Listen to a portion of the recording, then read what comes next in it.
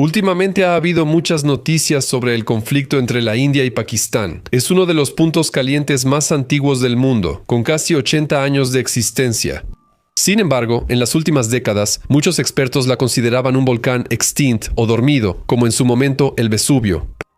Pero ahora el volcán indio-pakistaní ha despertado, ambos lados han empezado a concentrar tropas y equipo en la frontera, y el mundo volvió a recordar que entre estos países existe una enemistad antigua y para nada resuelta.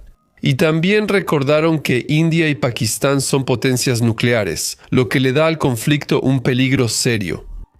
Por eso, hoy hablaremos sobre los antecedentes y las causas del conflicto indo-pakistaní, sobre su esencia, sobre los resultados de las guerras pasadas y si habrá una guerra a gran escala entre la India y Pakistán.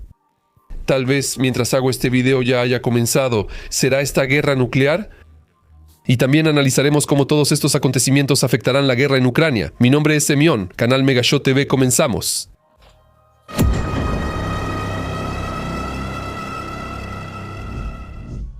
¿Cómo surgió el conflicto? Cuando se habla de la enemistad entre la India y Pakistán, casi siempre se recuerda el año 1947, el año en que ocurrió la partición de la India británica en dos estados, lo que de hecho marcó el inicio del conflicto militar. Pero en mi opinión, todos estos acontecimientos tienen una historia más antigua y más dramática. El hecho es que, desde la antigüedad, la India ha estado habitada por cientos, si no miles, de pueblos y tribus que se encontraban en diferentes niveles de desarrollo cultural, hablaban diferentes idiomas y practicaban distintas religiones. De hecho, en la base del conflicto indo-pakistaní no es tanto la disputa por territorios como la enemistad religiosa. Exactamente como en su momento Francia y Alemania fueron desgarradas por guerras civiles entre católicos y protestantes. Solo que en este caso, la enemistad era entre musulmanes e hindúes. Y existía mucho antes de que aparecieran en el mapa mundial Pakistán y la India independientes. En el siglo XVIII, sus territorios fueron conquistados por los británicos. La dependencia colonial es algo bien conocido. Aproximadamente 2/3 de los estados modernos han pasado por eso, como por ejemplo Estados Unidos. El problema era que la colonia de la India británica no consistía solo, propiamente dicho, en la India, sino que también incluía tierras de países como Pakistán y Bangladesh. En las dos últimas regiones predominaban los musulmanes, mientras que la mayoría de los indios profesaba su religión nacional, el hinduismo. Así fue como se plantó una bomba de tiempo. Empiezan a dividir la India. La explosión ocurrió en aquel año de 1947. Solo habían pasado 2 años desde el final de la Segunda Guerra Mundial. El otrora poderoso imperio colonial británico, el imperio donde, como se decía en esos tiempos, nunca se ponía el sol, comenzó a desmoronarse en pedazos. Las colonias en África y Asia escapaban de su control y se convertían en estados independientes. Y las autoridades en Londres no podían hacer nada al respecto, ya que Gran Bretaña ya estaba muy debilitada por la guerra, se encontraba en una profunda crisis socioeconómica y por lo tanto simplemente no tenía la capacidad de retener las colonias por la fuerza. Exactamente como la Unión Soviética en 1991, la India tampoco se quedó al margen. Tanto los musulmanes como los hindúes querían vivir de manera independiente en su propio país, pero los intereses de unos y otros no se tomaban en cuenta en absoluto. Cada lado pensaba solo en sí mismo. Sin embargo, al principio todo era bastante optimista. A diferencia de la Unión Soviética totalitaria, cuyo colapso Gorbachev y Yeltsin simplemente dejaron que siguiera su curso. Las autoridades coloniales británicas mostraron al menos algo de visión de futuro y decidieron conceder la independencia a la India antes de que estallara un levantamiento nacional de liberación. De esta manera, Gran Bretaña buscaba mantener a sus antiguas colonias dentro de su zona de influencia, obteniendo ciertos beneficios materiales de ello, por ejemplo, en el ámbito de la extracción de recursos naturales. En el ámbito académico, esta política recibió el nombre de colonialismo económico. Sin embargo, para lograr esto, era necesario resolver el problema de la población musulmana e hindú.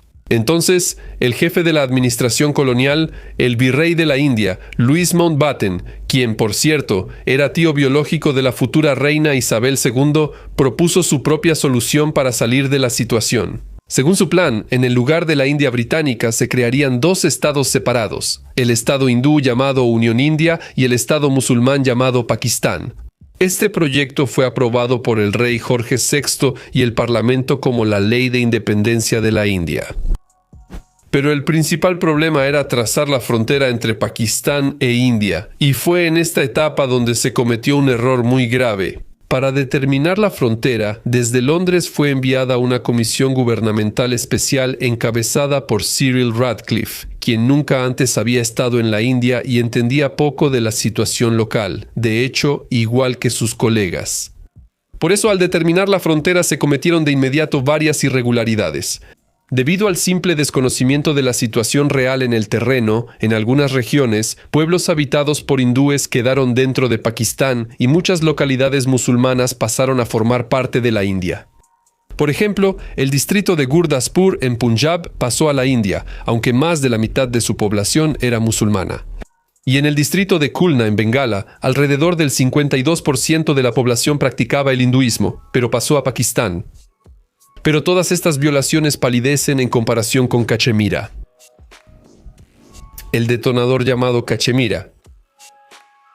De hecho, la región montañosa de Cachemira es la base del conflicto indo-pakistaní, o más precisamente, su pertenencia territorial. ¿A quién debería pertenecer Cachemira? ¿A la India o a Pakistán? Esta pregunta se ha intentado resolver durante 8 décadas, y naturalmente en el proceso la gente muere.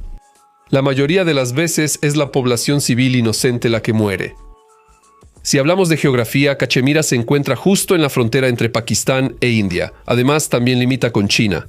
Por eso, la región de Cachemira era una especie de frontera entre la civilización musulmana y la hindú. Pero aún así, cabe señalar que para 1947 la población musulmana en Cachemira claramente predominaba. Según diferentes estimaciones, representaba entre el 70 y el 80% del total, aunque había regiones internas donde pueblos enteros estaban habitados por hindúes. Es decir, según la lógica de los británicos, Cachemira debía pasar a Pakistán. Sin embargo, el gobernante de Cachemira, el Maharaja Hari Singh, profesaba el hinduismo. De hecho, la postura de esta persona miope y sumamente egoísta se convirtió en la segunda causa del conflicto indo-pakistaní. Al principio, Hari Singh quería negociar con los británicos el derecho a crear Cachemira como un estado independiente. En principio, habría sido una buena salida a la situación. Tal vez habría prevenido futuras guerras. Sin embargo, Londres se negó rotundamente a apartarse de su plan de crear 2 estados. No se permitió la existencia de un tercero. De hecho, la política de las autoridades coloniales, a las que no les importaba un Cachemira cualquiera perdido en el Himalaya, se convirtió en otra razón para el conflicto armado. Si Londres no hubiera adoptado entonces una postura de no intervención e indiferencia, la historia bien podría haber tomado otro rumbo. Sin embargo, como se dice, no sirve de nada llorar sobre la leche derramada. La Primera Guerra Indo-Pakistaní y sus consecuencias. El 15 de agosto de 1947 entró en vigor el plan de partición de la India británica. Así, en el mapa aparecieron India y Pakistán. Además, en el caso de Pakistán surgió una situación bastante interesante. En realidad, estaba compuesto por 2 partes, la occidental, cuyo territorio coincide casi por completo con el actual Pakistán, y la oriental, que hoy se llama Bangladesh. Así, en ese momento, la India quedó atrapada entre 2 partes de Pakistán. Por lo tanto, en caso de guerra, tendría que luchar en 2 frentes al mismo tiempo, en el oeste y en el este. Y el hecho de que la situación se encaminaba hacia una guerra en toda regla quedó claro incluso antes de la formación oficial de los estados. Al enterarse de dónde estaría la frontera indo-pakistaní, comenzaron migraciones masivas. Los musulmanes que no querían vivir en la India se apresuraron a unirse a sus correligionarios en Pakistán. Y los indios de las zonas fronterizas de Pakistán se vieron obligados a ir a la India. Al mismo tiempo, ni la India ni Pakistán estaban preparados para tal afluencia de refugiados. Las migraciones mismas ocurrieron en condiciones de violencia, constantes enfrentamientos interétnicos e interreligiosos, tiroteos y, por supuesto, saqueos comunes. Para las personas que habían vivido durante décadas en un solo lugar, no era fácil dejar sus pertenencias y su hogar y partir hacia un lugar desconocido, incluso si allí vivían personas de su misma fe, ni hablar de lo difícil que era. Esto se puede ver al menos en el ejemplo de la Ucrania actual, cuando muchos habitantes de las regiones cercanas al frente y ocupadas se niegan categóricamente a irse a cualquier lugar, aunque sus vidas estén en peligro real. En general, las personas tienden a aferrarse a lo viejo, lo familiar, lo tradicional. Sin embargo, una guerra en toda regla, como ya habrán adivinado, estalló precisamente por Cachemira. Durante varios meses, Hari Singh estuvo oscilando entre la élite local, que profesaba el hinduismo, y la abrumadora mayoría de la población, que exigía la anexión a Pakistán. Y al final, el príncipe ignoró la opinión del pueblo común y decidió unirse a la India. Así, Cachemira, durante muchas décadas, se convirtió en el escenario de la confrontación entre dos potencias y, de hecho, en moneda de cambio para la realización de las ambiciones de sus líderes. La Primera Guerra Indo-Pakistaní abarcó los años 1947 a 1949 y se caracterizó por una extrema crueldad de ambas partes. Los asesinatos de civiles, las limpiezas étnicas y otros crímenes de guerra se convirtieron en algo normal. De hecho, la experiencia histórica demuestra que las guerras basadas en la intolerancia religiosa o interétnica siempre han sido especialmente sangrientas. Los historiadores difieren en las estimaciones exactas del número de víctimas, pero su cantidad total varía entre 500,000 y 1,000,000 de muertos y desaparecidos de ambos lados, y más de 14 millones de refugiados en ambas direcciones. En cuanto a los resultados de la Primera Guerra Indo-Pakistaní, estos son más que ambiguos. Ninguno de los bandos logró una victoria aplastante ni pudo tomar el control total de Cachemira. Aproximadamente el 60% del territorio fue ocupado por la India, mientras que el resto quedó en manos de Pakistán. Además, el ejército indio demostró su superioridad en comparación con el pakistaní. Esto se explica en gran medida por la superioridad numérica y una mejor preparación militar, ya que muchos soldados indios sirvieron en el ejército y la marina británicos durante la Segunda Guerra Mundial, por lo que tenían la experiencia necesaria. Pero en cualquier caso, ninguna de las partes quedó satisfecha con el resultado, lo que naturalmente abrió el camino a nuevas guerras entre la India y Pakistán. Cabe señalar también que nunca se firmó un tratado de paz completo entre estos países. De hecho, hasta el día de hoy no existe. Entre la India y Pakistán solo se firmó un alto el fuego, y eso gracias a la mediación de la ONU. La frontera indo-pakistaní nunca se convirtió en una frontera en el pleno sentido de la palabra, sino que solo es una línea de frente congelada. Así que el resultado general de la Primera Guerra Indo-Pakistaní puede describirse como un ejemplo clásico de conflicto congelado, como en Corea o en el Medio Oriente, con la posibilidad de reactivarse en cualquier momento. Sin embargo, no se puede decir que las siguientes guerras indo-pakistaníes fueran inevitables, a pesar del estatus de conflicto congelado y la división de Cachemira. Por ejemplo, a diferencia de Corea del Norte y Corea del Sur, que hasta el día de hoy no se reconocen mutuamente, entre la India y Pakistán sí se establecieron relaciones diplomáticas plenas. Y, a pesar de la evidente hostilidad entre ambos, en la primera década de independencia se firmaron varios tratados bilaterales, incluido el famoso acuerdo sobre el uso conjunto de los recursos hídricos del río Indo, del que ahora se habla tanto en los medios y redes sociales. Este acuerdo fue firmado en 1960 y consistía en que la India y Pakistán acordaron utilizar libremente las aguas de uno de los ríos más grandes del mundo. El asunto es que las fuentes del Indo se encuentran en la India. Luego el río entra en territorio de Pakistán, por lo que durante mucho tiempo las autoridades pakistaníes realmente temían que los indios cavaran un canal, cambiaran el curso del río y el agua simplemente no llegara al territorio de Pakistán. Y para un país que se encuentra en condiciones de un clima tropical extremadamente seco, la falta de una fuente constante de agua es prácticamente una sentencia de muerte. Sin embargo, en ese entonces, a pesar de la desconfianza mutua, se logró resolver esta cuestión de manera beneficiosa para ambas partes.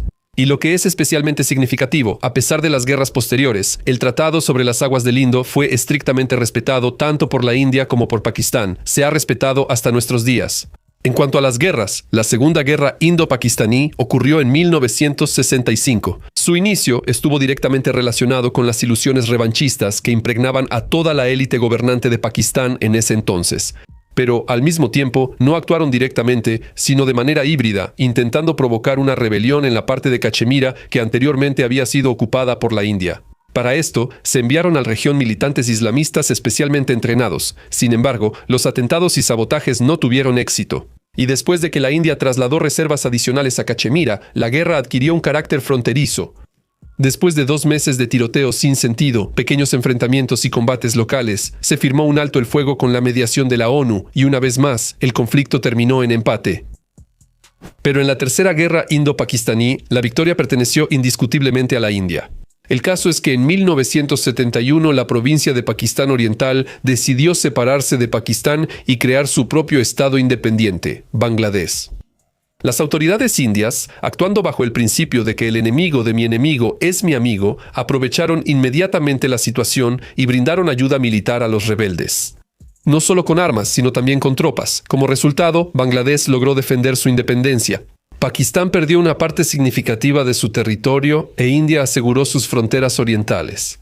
Por cierto, adelantándome un poco, las relaciones entre la India y Bangladesh resultaron ser bastante amistosas.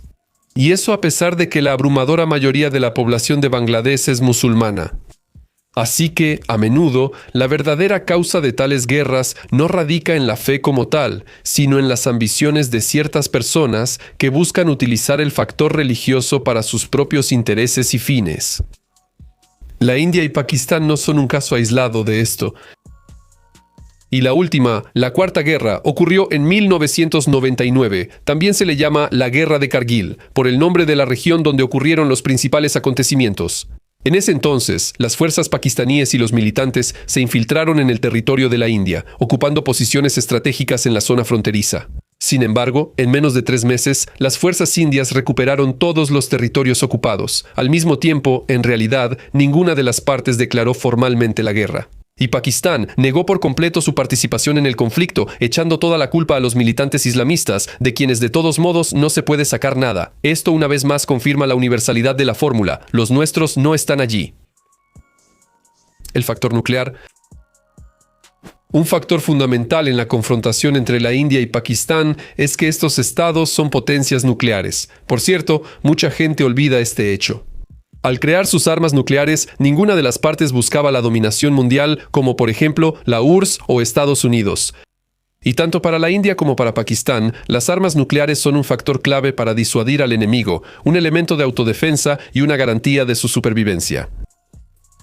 El primer paso en el camino para convertir a la India en una potencia nuclear se dio en 1955, cuando se construyó el primer reactor nuclear indio. Y ya en 1974 se realizaron las primeras pruebas nucleares en condiciones subterráneas, y durante los siguientes más de 50 años, la India ha creado, según diferentes estimaciones, de 120 a 150 ojivas nucleares listas para el combate, así como una cierta cantidad de componentes listos, suficientes para producir aproximadamente entre 50 y 90 ojivas nucleares adicionales. En cuanto al programa nuclear de Pakistán, este iba considerablemente rezagado respecto al de la India y tenía un claro carácter de ponerse al día. Pero, sin embargo, la República Islámica, a pesar de una serie de dificultades de carácter técnico y económico, logró alcanzar su objetivo para el año 1998 y hoy en día el potencial nuclear de Pakistán es bastante comparable al de la India. Y eso, a pesar de que la mayoría de la población pakistaní, al igual que la India, sigue viviendo por debajo del umbral de la pobreza. Así que toda esta carrera armamentista se financió exclusivamente a costa de recortar recursos para sus propios ciudadanos. Es difícil incluso imaginar cuántos miles de millones o incluso billones podrían haberse ahorrado si los países en conflicto hubieran destinado esos recursos a fines más pacíficos y constructivos. También creo que no hace falta explicar que la explosión total por el uso de las 300 ojivas nucleares de la India y Pakistán, si no destruye a la humanidad, sin duda destruirá el mundo tal como lo conocemos. De hecho, por eso las armas nucleares no se consideran ofensivas, sino como un medio de disuasión contra Pakistán. Para que el adversario no se excediera demasiado, así actuaron exactamente Estados Unidos y la Unión Soviética durante los años de la Guerra Fría. Y siguen actuando así hoy en día, a menos, claro, que al reunificador de las tierras rusas se le ocurra otra cosa. ¿Qué está pasando ahora? Cualquier conflicto congelado puede activarse en cualquier momento, y la situación con Cachemira no es una excepción. Sin embargo, en el último cuarto de siglo en realidad no se sintió que el conflicto estuviera congelado. Año tras año, en los territorios fronterizos ocurrían diferentes enfrentamientos, incidentes y tiroteos. Sobre todo porque ambas partes a menudo utilizaban a diferentes extremistas que cometían atentados, pero las autoridades oficiales supuestamente no tenían nada que ver. Por ejemplo, en febrero de 2019, un terrorista islamista suicida en un automóvil con explosivos chocó contra un autobús que transportaba a policías indios. Como resultado, 40 policías murieron. En represalia, la aviación india cruzó la frontera y realizó una serie de ataques contra supuestos campamentos de militantes. La situación actual es fundamentalmente diferente de lo que sucedió en todos los años anteriores, y por eso atrajo de inmediato la atención de la comunidad internacional. El 22 de abril de 2025 militantes que previamente habían cruzado desde Pakistán hacia la parte india de Cachemira llevaron a cabo un atentado cerca de la ciudad turística de Pahalgam. A pesar de que es una zona fronteriza, tradicionalmente hay muchos turistas aquí, y justamente en eso confiaban los terroristas. Abrieron fuego de forma selectiva y mataron a 26 personas, luego se escondieron en las montañas. La mayoría de las víctimas eran turistas de diferentes partes de la India, así como un ciudadano de Nepal. El atentado en Pahalgam, por supuesto, es una tragedia que requiere no solo condena, sino también una investigación exhaustiva, pero la reacción de las autoridades de la India, por decirlo suavemente, fue poco convencional.